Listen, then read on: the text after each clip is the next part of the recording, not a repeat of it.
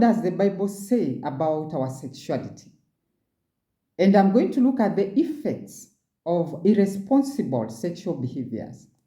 What are these irresponsible sexual behaviors that come about because of our sexuality?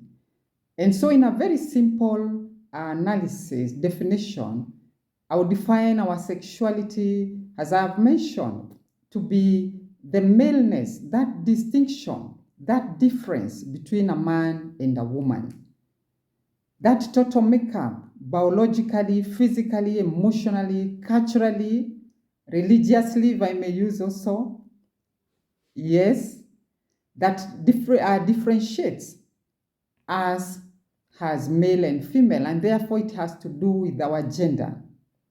What does God say about our sexuality? And what is the effect of the irresponsible sexual behavior? As a Christian and also as an African, because this one I'll not leave behind. In the traditional African society, Africans were very keen, and it's good to be proud, and it's good to know where we come from and where we are going. Africans were very keen because right from the time a child was born, their sexuality, their maleness, their femaleness was actually announced through what they would call ululations. And they would ululate, like for a boy it was 5 times, and for a girl it was 4 times. And therefore the society was informed that a boy has been born or a girl has been born. And Africans were very protective, very defensive, and very keen on how they brought up their children in terms of their gender. And so so as Africans, we come from a dimension of a very clear, highly safeguarded, protected, and highly secured dimension of our sexuality. And from 0 to 10 years, boys and girls were allowed to mix. But as they grew older and as they advanced in their age, the society was very keen and separated the two. And any interaction between the boys and the girls after the age of 12 onwards, it was under supervision. They were supervised, they were monitored, they were guided, they were talked to. Welcome. What is the Bible talking about our sexuality? And what is the effect of some? I will pick. What is the effect of some of our irresponsible sexual behaviors? What are these irresponsible sexual behaviors? One is adultery. It is an irresponsible. Irresponsible means the wrong, the unaccepted, that which is not approved by the society. We are individuals and part of the society. And that which the society accepts becomes almost the law. And so, according to the Bible, what does God approve and disapprove in terms of our sexuality in relation to whether responsible or irresponsible sexual behavior? And because my line is on irresponsible sexual behavior, I have said one is adultery, fornication, bestiality, yes, bestiality. The other one, homosexuality, rape also, name it. We have a range of this irresponsible sexual behavior.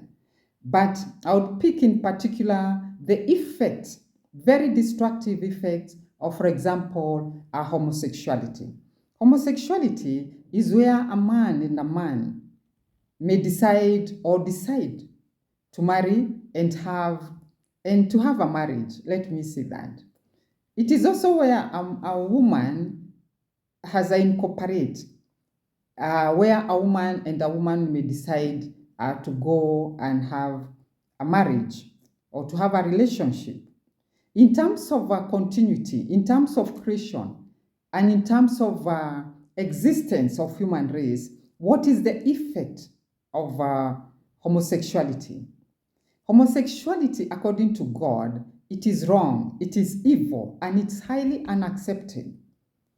And God Himself, when He creates us in Genesis chapter 1 and even Genesis chapter 2, our sexuality comes out very strongly and clearly, and there was no mistake.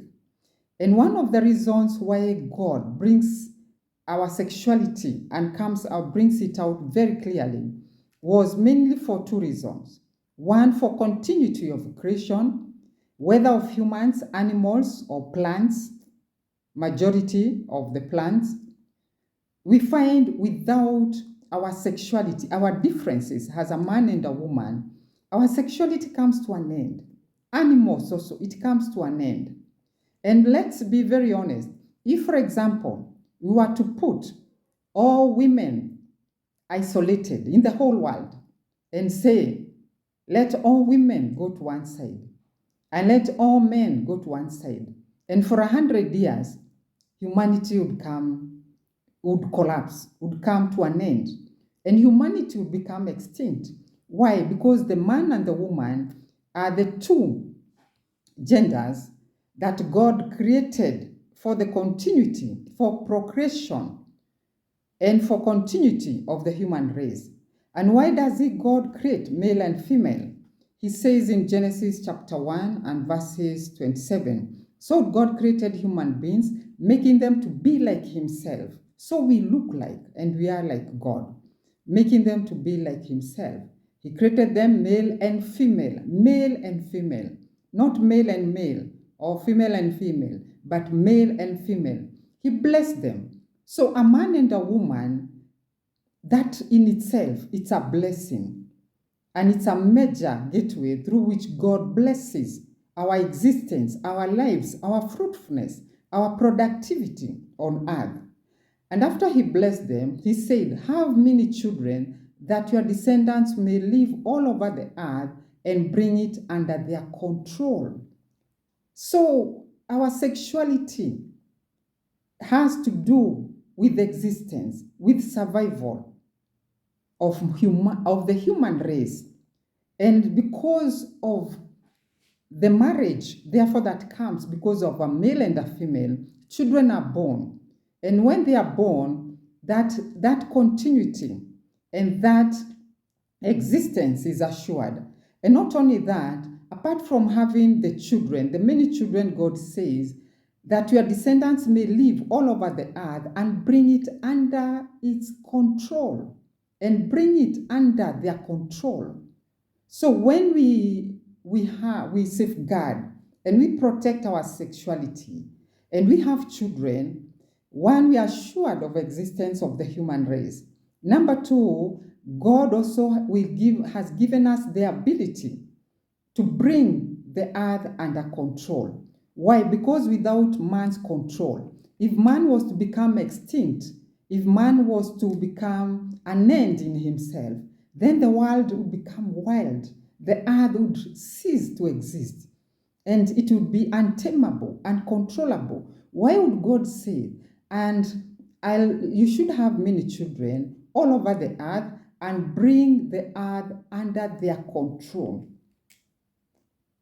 Animals cannot bring the earth under their control. Human beings are the ones to control.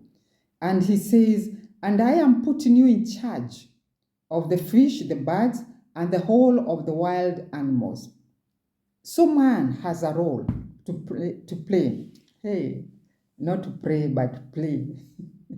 Man has a role of one, we are co-workers and we work with God for the consistency and for preservation and for continuity and for the survival of human race. And not only that, to manage, to control, and to subdue the earth. Because without man, we cannot control, we cannot exploit, we cannot manage, and everything would become wild. So what would be the world be without human race? And this one, and I'm saying, is mainly an effect of an irresponsible sexual behavior, for example, homosexuality or lesbianism, Yeah, the two, where you find it highly touches on the two gender, male and female. And so it is important that we learn the value, the importance, the significance that comes in when we protect and when we shield our sexuality. And God Himself is very categorical that for our survival, we need each other. For our existence, we need to have each other. For the control, for taming, managing, subduing the earth, it cannot happen by one gender. It cannot happen without the other gender. The two must come together, have children, and those children will uh, continue and will roll on the human race for the survival and for the good of all human beings. That is the word of God.